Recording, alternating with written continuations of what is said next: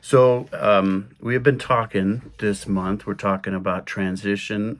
We're talking treatment for a successful transition because we are transitioning from having a part-time interim minister to not having a part-time interim minister at the end of this month.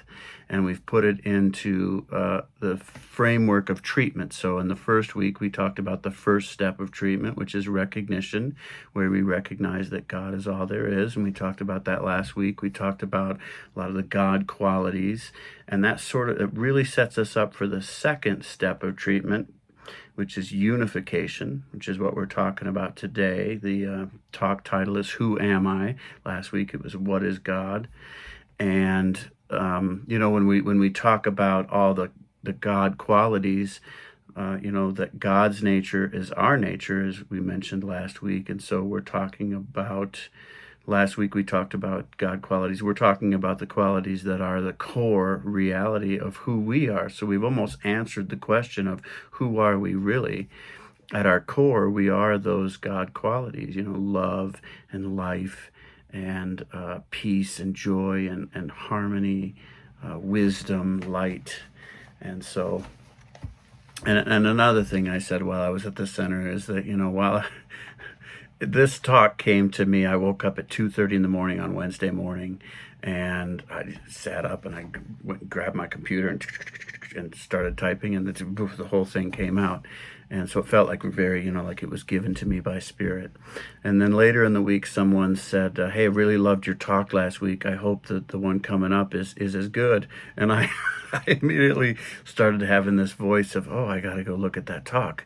What if my talk's not as good? I got to go fix this thing. I got to, Ken Fales needs to brush up what Spirit, has to say.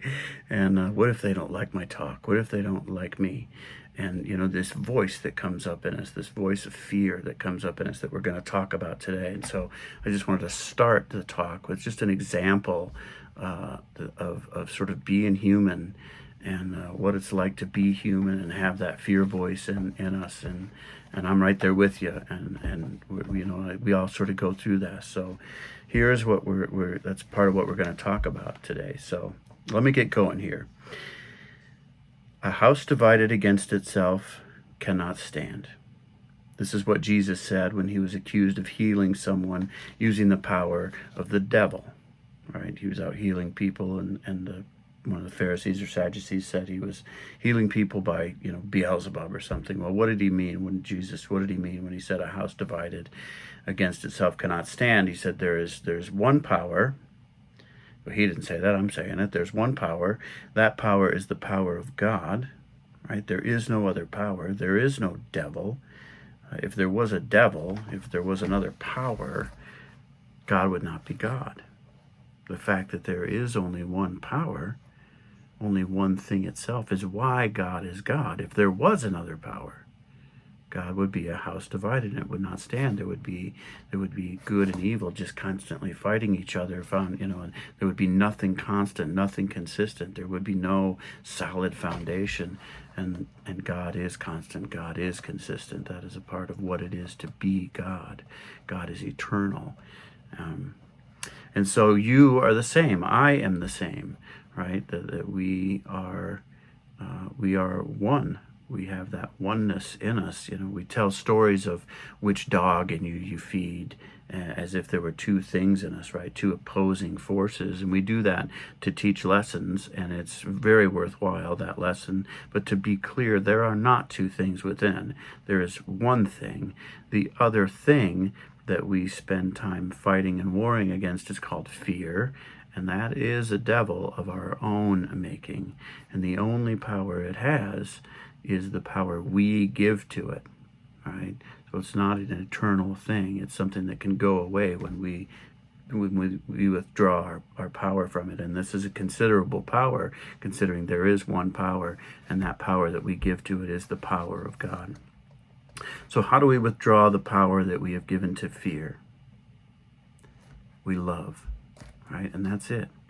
That's the only way. If we fight against fear, we give it our power. This is unavoidable. To fight is to fear.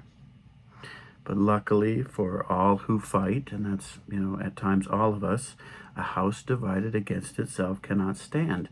So the fighters can only lose the silly fights that they fight. They can never truly lose, because what they truly are at their core is the one, is love, is light, is eternal peace.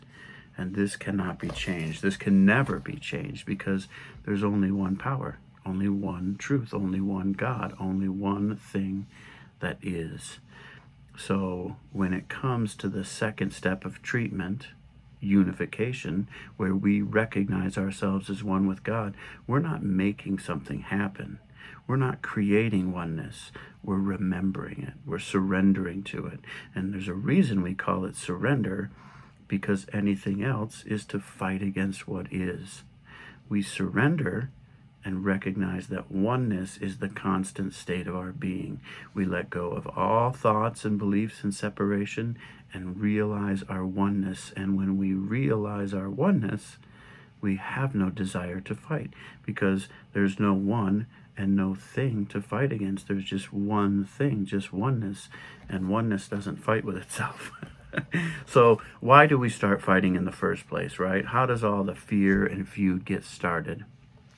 Ernest Holmes explains, we come into this life subjective to the race consciousness and our own environment.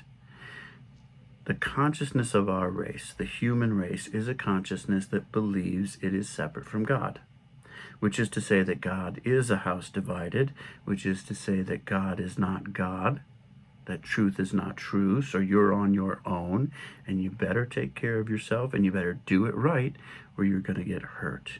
This is what we are taught from the start, right? Nursery rhymes, fairy tales, books, songs, movies, political speeches, so-called common sense.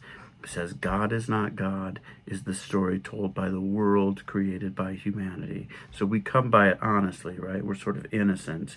And as we learn this lesson as children, fear takes hold.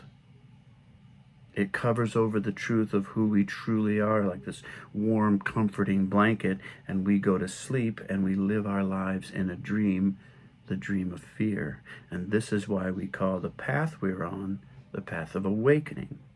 We are slowly awakening from the dream of fear to the life of capital R reality, the life of truth, of love, of God, the life that is the only real and true thing. And all paths in the dream do lead eventually to awakening. Ernest Holmes tells us, while we do not have the ability to destroy the idea of ourselves, we do have the ability to deface it, to make it appear discordant, but we cannot destroy the divine image. Looking out at what we have made of this world, it is clear that we can make the divine appear discordant. We declare right and wrong, we choose sides, and we fight, and we war, and we deface the divine in our terror, shouting, shame, shame at each other. And the truth is, we're ashamed of ourselves because we know we have betrayed ourselves in our terror that comes from believing God is not God. But we cannot destroy the divine image. We can't do it. No matter how much we resist and fight and war, we cannot destroy the divine image. What we truly are cannot be undone. And one by one, we learn this.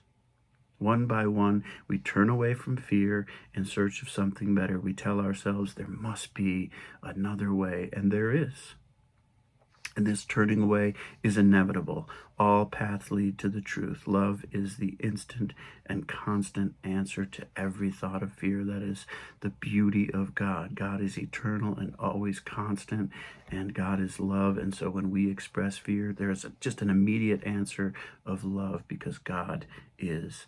So it was in my darkest hour, personally, that I literally said the words, there must be another way. And I turned to prayer, and there was this tingling in my feet, and it went up my legs, into my torso, up my arms, up my neck. I felt like I was choking, and I struggled to free myself from the grip of what it was that was happening to me. And finally, I was able to breathe at the same moment that it felt like the top of my head just came off. And at that moment, all the fear and the feud left me. This was a moment of revelation. Ernest Holmes tells us healing is accomplished by uncovering, neutralizing and erasing false images of thought, and letting the perfect idea reflect itself through subjective mind into the body. This is how we slowly awaken from the dream. In the moment I was just describing, that revelation moment, I was healed, and I experienced that perfect idea reflecting itself through my subjective mind into my body. It lasted for 6 days, and then I slowly and gently settled back into the dream of fear, that fear consciousness, forever changed, but back in the dream where my work is the same as everyone else. I have to uncover, neutralize, and erase false images of thought, just as Ernest Holmes says. And I'm not saying that Centers for Spiritual Living, Science of Mind, CSL Bakersfield is the only way. I'm saying, Ernest Holmes says we believe in every church and in all forms of worship. All paths lead to God.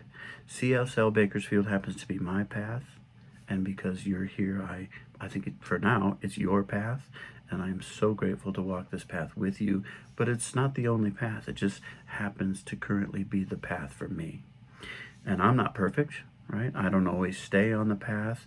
I don't always walk the walk. I don't think anyone always walks the walk. We wouldn't be on the path if we always walk the walk. But we do our best. And part of doing our best is being compassionate and understanding, not judgmental. So, what does this mean for our transition? In terms of change, we can remember that true change does not happen from the outside in, it happens from the inside out. As a younger man, I was plagued by PTSD, right? And one of the ways it affected me was to keep me always on the move. I moved from this house to that house, from this city to that city, from one side of the country to the other, and back again. And what was outside of me changed again and again. But all of that change didn't do anything for what was inside of me. And for a time, moving to a new place would distract me, but not for long. Eventually, the suffering, the pain, the misery would say, hey, I'm still here. Don't stand still or I'm going to get you. So I kept moving. I kept not changing. And it wasn't until I had that revelation experience that there was real change within. And then I finally experienced what is possible. When I moved from revelation consciousness back to good old Ken consciousness, some of that change remains and some didn't. And so now I use my compassionate attention, my intention, and my spiritual practice to change within. And as I change within, my experience of the world around me changes. And I can tell you that as we navigate our transition from part-time interim minister to no interim minister, I will continue to do that. And I hope that you will continue to do that. Part of our mission at CSL Bakersfield is to create a sacred place for spiritual practice. And our vision is about awakening to our spiritual magnificence. So let's keep CSL Bakersfield sacred. Let's treat it like the sacred space that it is by treating ourselves and each other like the sacred beings that we are. Let's walk the path of awakening together. I can promise you that I will walk the path with you. And maybe sometimes I will lead you, and sometimes I will need you to lead me. And I know you're probably going to stray from the path, and I promise to do my best to help you get back on path. And when I stray, I know you're going to help me get back on the path. And so we're going to love each other and be gentle with one another and have compassion for each other. And we will create at CSL Bakersfield the world we want to live in. I believe that is what we are called to do. I believe that is who we are. And so it is.